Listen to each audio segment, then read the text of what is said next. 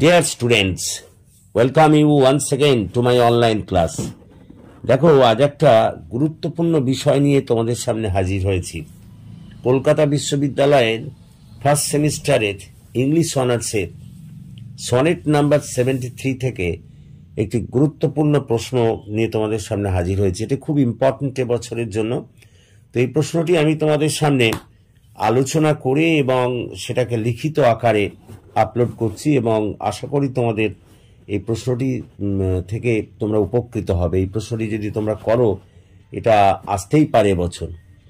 তো দেখো আমরা যেভাবে এটাকে করেছি সেটা হচ্ছে আমি প্রত্যেকটা লাইন তোমাদের ব্যাখ্যা করে দেবো প্রশ্নটার মধ্যে দিয়ে, এবং সেটাকে তোমরা যদি যথাযথভাবে তৈরি করে নাও তাহলে এই প্রশ্নটা কিন্তু বুঝতেও পারবে এবং লিখতেও পারবে।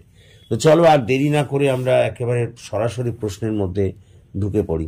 প্রশ্নটা হবে এরকম: how far is Shakespeare sonnet number 73 a poem on time, love and death?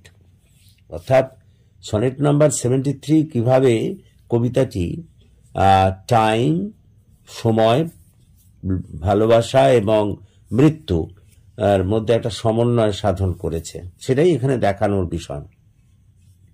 তো দেখো আমরা লিখছি এরকম ভাবে: as far as the sonnets of Shakespeare are concerned, all of them have unique characteristics. মানে শেক্সপিয়ার রচিত সনেটগুলি যদি বিশ্লেষণ করা যায় তাহলে দেখা যাবে প্রত্যেকটার একটা বিশেষ চরিত্র আছে, বিশেষ বৈশিষ্ট্য আছে। In most of his sonnets, victory over love have been highlighted. বেশিরভাগ তার সনেটেই দেখা যায় যে আমরা দেখেছি ভিক্টরি ওভার লাভ, অর্থাৎ ভালোবাসার উপরে বিজয় সেখানে উচ্ছ্বসিতভাবে তুলে ধরা হয়েছে। Again, in some of his sonnets, inevitability of death have been expressed. আবার কোথাও কোথাও কোনো সনেটে মৃত্যুর যে অবশ্যম্ভাবিতা সেটাকেও কিন্তু ফুটিয়ে তোলা হয়েছে। Moreover, in some cases, destructive power of time have been mentioned. অবশ্য কিছু কিছু ক্ষেত্রে সময়ের ধ্বংসাত্মক যে একটা দিক আছে সেটাকেও কিন্তু তুলে ধরা হয়েছে। Paragraph: However, Shakespeare had stressed on time as a directing force. অবশ্য শেক্সপিয়ার প্রায় প্রতিটি ক্ষেত্রেই সময়কেই মানব জীবনের চালিকা শক্তি হিসেবে উল্লেখ করেছেন। Naturally, this force has consumed many things like cities, monuments, kingdoms, youths and beauty with passage of time. এই যে সময়, এই সময় কিন্তু নানাভাবে শহর, মনুমেন্ট অর্থাৎ স্মৃতিস্তম্ভ, তোরণ, রাজ্য, যুব শক্তি, সৌন্দর্য সবকিছুকেই সময়ের সঙ্গে সঙ্গে বিশেষভাবে প্রভাবিত করেছে। It demolishes changes on man and nature. সময় মানুষের প্রকৃতিকেও পরিবর্তন করে দিয়েছে। Ruins them and brings them to dissolution in course of time. এবং সময়ের পরিপ্রেক্ষিতে আমরা দেখেছি তাদেরকে ধ্বংস করে দিয়েছে। Actually, death is the ultimate thing which time puts everything for oblivion. Actually, অর্থাৎ প্রকৃতপক্ষে মৃত্যুই এমন একটা জিনিস যা সব কিছুর উপরেই শেষ কথা বলেছে। However, time has not any impact on love. অবশ্য তার মতে যে ভালোবাসার উপরে সময়ের কিন্তু কোনো বিশেষ প্রভাব নেই। Love is not at beck and call of time. ভালোবাসা কিন্তু সময়ের দাস নয়। The great poet Shakespeare gives importance and value on love above the death. Shakespeare কিন্তু মৃত্যুর ওপরে, ভালোবাসার ওপরে গুরুত্ব আরোপ করেছেন। Paragraph: if we analyse the sonnet 73, যদি আমরা এই সনেট 73টিকে বিশ্লেষণ করি, then we will find that the great poet Shakespeare has use many images starting from nature and household matters to describe the effects of time on him. আমরা যদি এই sonnet number 73টাকে বিশ্লেষণ করি তাহলে দেখব যে শেক্সপিয়ার এমন অনেক চিত্র এখানে কল্পনা করেছেন বা তুলে ধরেছেন, সেটা ওই তার প্রকৃতি থেকে শুরু করে কাজের, বাড়ির বিভিন্ন কাজের বিষয়ের সমস্ত ক্ষেত্রে যেগুলো তার উপরে সময়ের যে একটা প্রভাব আছে সেটাই প্রকাশ করে। It is quite clear from the poem, এটা কবিতা থেকে এটা খুব সুস্পষ্ট, that the time has consumed his youth, সময় তার যুবাকালকে যে একেবারে খেয়ে ফেলেছে সেটা বুঝতে পারা যায় কবিতাটি পাঠ করে। And has converted him into an old man, এবং তাকে একেবারে বুড়ো বার্ধক্যে পরিণত করে দিয়েছে বা বৃদ্ধ বয়সে এনে দিয়েছে। He is like a tree of winter season now, তিনি এখন একটা ওই শীতকালের বৃক্ষের মতো হয়ে গিয়েছেন। With a few yellow leaves or none hanging on the branches, যেখানে ওই গাছে ডালে কিছু পাতা আছে বা নেই, অর্থাৎ তিনি এখন একটা ওই শীতকালের গাছের মতো হয়ে গিয়েছে, যাতে পাতাগুলো হলুদ হয়ে গেছে বা সেই পাতাগুলো হয় ঝরে গেছে, নয়তো বা একটা দুটো আছে। Which tremble in chilly cold weather, যেগুলো বা আছে সেগুলো শীতের কনকনে ঠান্ডায় কাঁপছে। প্যারাগ্রাফ, নট অনলি দ্যাট, কেবল এটাই নয়, the poet has used the image of twilight to bring home the onslaughts of time. কবি তার এখানে এই কবিতায় ওই গোধূলির চিত্র অঙ্কন করেছেন তার ওই সময়ের জয়যাত্রাকে তুলে ধরার জন্য। It is certain that twilight will turn into black night before long, এটা খুব সত্যি যে গোধূলির পরেই অন্ধকার রাত নেমে আসে। Similarly with the victorious march of time, সময়ের একইভাবে সময়ের জয়যাত্রার ফলে the poet will go forward to death, কবিও ধীরে ধীরে মৃত্যুর দিকে এগিয়ে যাবেন। This type of expression certainly allows the readers to be connected with the poet on a personal level and to feel the full impact of his attitude. এটা কবি অনুভূতির সঙ্গে পাঠক পাঠিকাকে সংযুক্ত করে দেয় এবং পাঠক পাঠিকারা তার মতিগতিটা বুঝতে পারেন।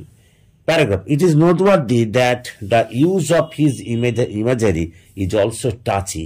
তার এই যে সমস্ত কল্পনাগুলো এগুলো কিন্তু যথেষ্ট আমাদের অনুভূতি প্রবণ অ্যান্ড এফেক্টিভ এবং খুব প্রভাবশালী in comforting the speaker sense of retardation, যেটা ওই বক্তার যে নিজের শরীরের নিজের দেহের যে একটা শেষ অবস্থা সেটাকে বুঝিয়ে দেয়।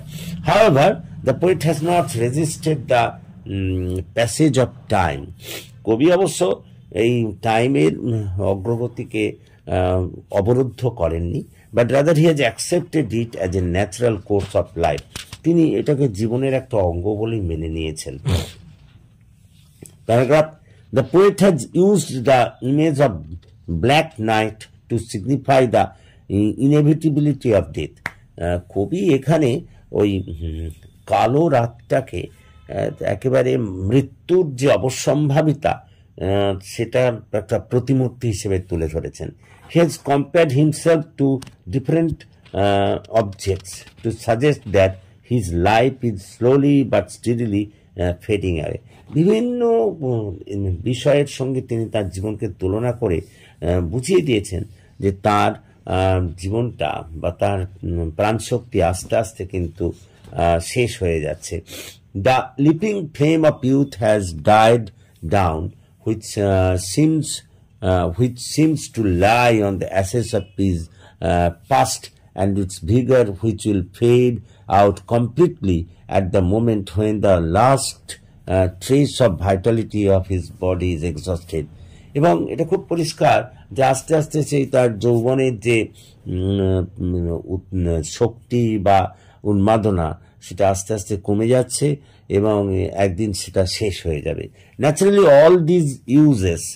all these uses of images are effective in communicating the speaker's sense of mortality.